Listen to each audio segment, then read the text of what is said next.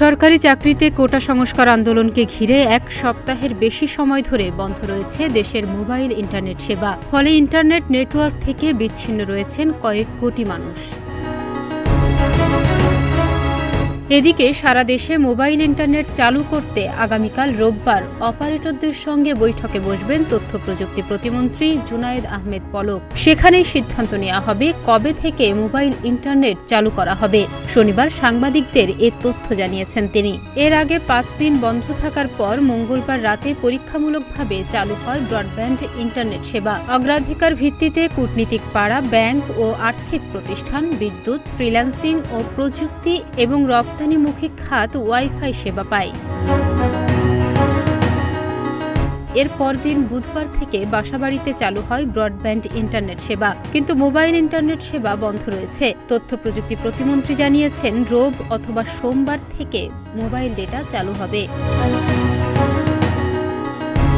যদিও দেশব্যাপী broadband internet সেবা চালু হলেও এখনও বন্ধ রয়েছে ফেসবুক ও টিকটকের মতো জনপ্রিয় অ্যাপস। কবে এই দুটি অ্যাপের সেবা পাওয়া যাবে এমন প্রশ্নই এখন উঠছে সবার মাঝে।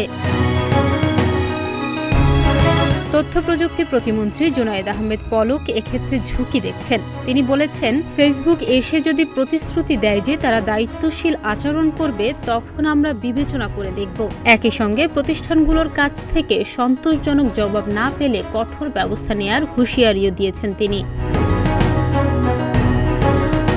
জুনায়েদ আহমেদ পলক আরও জানান, ফেসবুক, টিকটক তাদের নিজেদের পলিসি গাইডলাইন্স নিজেরাই মেনে চলে না। তারা বিভিন্ন দেশে বিভিন্ন ধরনের ভূমিকা নেয়, অথচ আমাদের দেশে পুলিশের গাড়ি ভাঙচুর করা হচ্ছে।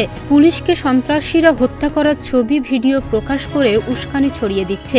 যেগুলোকে তারা ব্লক করছে না, এগুলোকে তারা ছড়িয়ে দিচ্ছে। এমনকি তারা সেই কন্টেন্টের বুস্টিং থেকে আয় করছে, কিন্তু কোনো পদক্ষেপ গ্রহণ করছে না।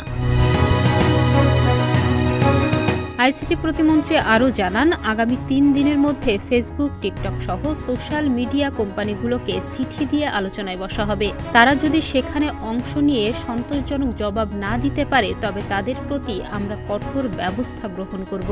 এর আগে 5 দিন বন্ধ থাকার পর 23 জুলাই রাতে পরীক্ষামূলকভাবে ব্রডব্যান্ড ইন্টারনেট সেবা চালু হয়।